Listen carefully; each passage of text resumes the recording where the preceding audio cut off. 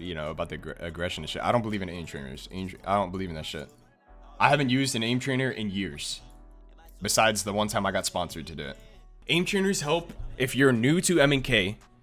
Aim trainers help if you are trying to have like a successful career in aim trainers.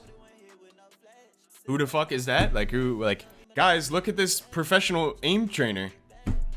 The fuck is that? Like, aim trainers are good for people who are starting out on M&K and need to learn mouse control, understand sensitivity, understand polling rate, understand everything about a mouse. But other than that, aim training is useless because just play the fucking game that you play every day. Just play it instead. The time that you're spending aim training, you could just be playing the video game that you play. And that would be better. It would be more efficient. You'll learn things other than aiming about the game, and you will learn more about aiming in that specific game, because aiming in every game is different. So in Apex, the general consensus is that aiming flicky and fast movement, fast flicks, very fast and precise is good. That's the general consensus in Apex. When you see someone move, like, you know, like people who play like Lyric, like myself, stuff like that, the fast, like heavy tracking shit like that. But when you look at Valorant, it's all slow and precise and tapping heads. It's just a different aiming style. It's a completely different game, obviously. Not as much tracking, more precise flicking. People play it a lot more slow. They aim a lot more slow. It's all crosshair placement. I don't ever think about where my crosshair is in this game ever. If one of us didn't whiff, I never crosshair place.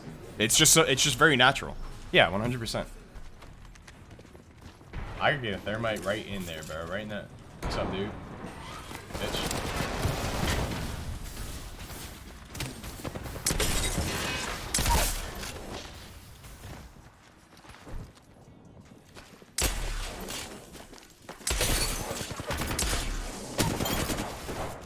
Yes, aim trainers do have their place. I agree. I think for new players, 100%. But the warm-up, I can't get down with. I can't get down with warming up on something other than your game. If you need to warm up for something, warm up with the game that you play. It just makes perfect sense. If you need to warm up for a scrimmage, a tournament, ranked, play some fucking pubs, sit in firing range. It just doesn't make sense. Playing a different game to warm up for a different game. That's like saying, oh, I'm gonna go play baseball to warm up for football. Like, that makes no sense.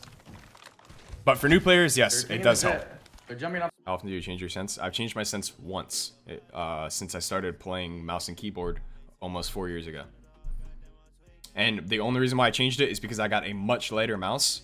And so in order to counteract the weight of the mouse, I lowered my sense. So I technically play the same sense, but not really. R9 versus Volt. Volt's the best out of the three, but personally, for Gibby, I don't use any of those. Yeah, I do. But yeah, Volt's the best out of all of them. Statistically speaking, not statistically speaking, Volt is just the best. I saw. If you're on controller though, Car is the best. Yeah, Car seems insane on controller. Just because you can just hit so many shots, like there's just so many bullets in the gun. Just shoot so fast too. I don't know why, but when I play controller and I use the car, I literally just like fucking. I feel like I one clip everybody. They're pushing me. They're pushing me. Yeah, I'm dropping down. 1-1 right here. That's two. What is me? And I cracked everything on the blue. Hello. Fucking shit on, dude. Oh my god. Half the squad's gone. I got this.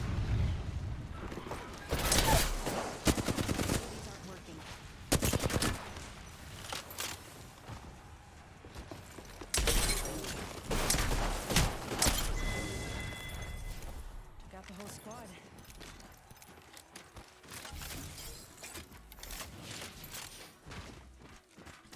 Oh.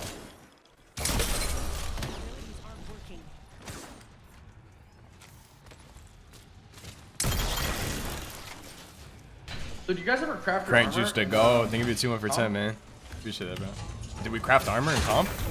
Yeah, ever? Yeah, Not really. every game. Every single game we do. That shit's so OP. I don't know. Yeah, it is. I wonder when people realize it.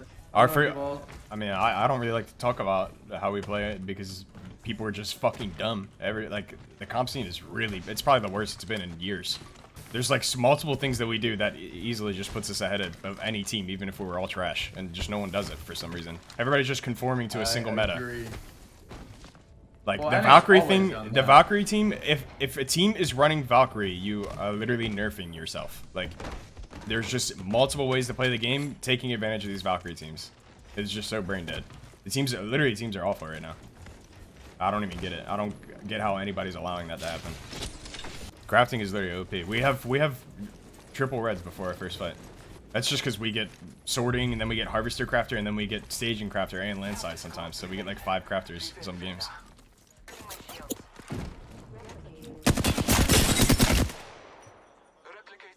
Might sprint at them low key. Yeah, I'm so. Oh my Who is this guy? I mean, if I could give you a top Where's 6, everyone? I could give you even a top. Nah, I could give you like a top 6 gibbies. It would be myself, Rocker. Dropped and Resulta would fight for that spot. I just don't. Currently dropped would be 3rd, and then Resulta, and then Duplex, and then 6th would be like Shiny. I think that's fair. Reps isn't a Gibby main though. He's not like, I don't see him as a Gibby main. He's just not. He doesn't. That's not the role he should be playing. Does Reps even play Gibby anymore? He's not a Gibby main. He just See him is. flying off the other I don't balloon. see him Counter as a balloon Gibby play. player. I think we can all agree with that.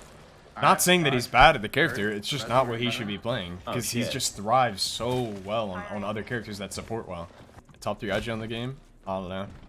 Really don't know. There's not many good IGLs. It's like we're in the IGL like lacking phase. Like stage. I'd probably say myself like Sweet in no order. It would just be myself, Sweet, and How. Is there any scenario where Wraith is better than Ashe? Is it like, I guess if your team is not as good as you, so you have to do a lot? No, it's just not. There's just no scenario in comp where Ashe is better than, where Wraith is better than Ashe. Gibby's the best character in Ashe right now. In the game right now, but it's not far ahead of Ashe. Just no one knows how to use her. We literally don't lose 3v3s because I just have Adam just Ashe TP on their head, and the distance, the time while you're TPing, the person, you can like look at them before you TP, and they'll still be in the same place because it's that quick. And so you just pre-fire when you're coming out TP, and we just 3v1 the first person we see, and we win every single 3v3 that way. And we got the ball rolling in pro league because of Ashe, because there was that, you know, the lava, what's that place called? Thermal station. Thermal station. Yeah, there's just some high grounds you can only get up with Ashe. Oh yeah, there's some god plays with that shit. Yeah, it's pretty stupid. They TP on the big pole. Don't tell them, they still don't know. It doesn't matter if they know or not. No one's gonna be able to apply it in a proper way. We'll always be miles ahead of meta. It won't matter. People are so like, by the fact that the words coming out of my mouth could it potentially influence the way that people play the game professionally and make money off the video game. That just tells you right there how insecure people are with their competitive meta. People see that something is good, and they will change up the way they play and the way they think and the way they understand the game because someone else does something. So stupid, dude. Your comp specifically played should be always based off of what your specific team does the best. So if your team is aggressive, you play an aggressive comp. You should never play what meta is. You always just like play what you're really good at. And you will always thrive. Like you will always do better than other teams. Because there's always teams that are trying to play meta that aren't good at it. And they're just bad at it. So they're just pulling themselves further back. They're taking 2 steps backwards because of it. Even if the meta is literally 19 teams playing the same exact comp, if you feel like you have to play that comp, but you're bad at it, play something you're good at. Because you will ultimately do better than conforming to one comp. People don't, and it's crazy. This is people's jobs, by the way. This is people's careers, by the way, and they don't take it that seriously. Lol, because they're complacent. Lol. So I'm dropping up. Yeah, there actually was a time when I was going to quit Apex. There was. And you know who told me not to? The only person who told me not to, the only person who was my motivation was my father. So actually after Poland, if you guys remember the Apex LAN, Poland, it was like about 2 years ago, I think. I don't even remember. We worked tirelessly, 24/7. I had never worked so hard in my whole life to be good for Poland. We got to Poland, and every round we were getting by like 8th place, 9th place every round, and you have to get 10th place at least. You have to get top 10, and we would get 9th, 8th, 10th, 9th. We made it to the grand finals, right? And it was fucking awesome. But when we got to the grand finals, we placed 17th. We played awful. We played terrible. And I literally told my dad, I'm like, I don't know if I'm fit for this. Like, I don't know if I can do this. There's so many people that are just better than me, and so many people that are just working. They're not even working as hard as me, but for some reason, they're just so much better than us. Like, what the hell do I even do? Like, we just traveled across the fucking planet so that I could play in front of people, and we made $2,000. And other people made hundreds of thousands. Like, what the hell? This is not sustainable. I can't do this. And the only person who told me that I could was my father. He was like, my father was against gaming. Like, not against it, but he didn't like it. He hated it because it got in front of my schoolwork, right? He got in front of my schoolwork and he felt like it made me lazy, you know? It was all I was doing. You know what I mean? And he never understood it. But when I took him to Poland, he got it. It just clicked. It just clicked in his head. He was like, he would tell me that it's similar to what he does. You know, he was a tattoo artist. And he was like, this is what you're made for. This is what you were put on this planet for. He was like, you're not quitting. You're not going to quit now. This is literally what you were put on planet Earth for. This is what you were destined to do. Your whole life, this is what you've trained for. And you finally have the opportunity. You have the window now. So you're not going to quit. That's what he told me. And because of that, I've never quit.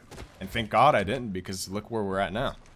You know what I mean? To this day, I haven't streamed in so long, but I can turn my stream on and talk to you guys about this and share my story and inspire you guys and tell you guys why I do it and why I do the things I do and inspire people. Like, that power, that's the ultimate power. Oh, hell no.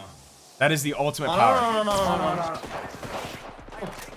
Blood behind you, one shot, blood behind you, one shot, blood one shot behind you. Oh I got my him. god, this game makes me a sad Can you jump him? Can you jump him? Yeah, I can. Hurry up, please. Yeah, dude. I'm fucking managing a lot of things. Purple. Can you res him? Go back. Perfect. Fucking perfect. I just won the fight for us. Following us inside.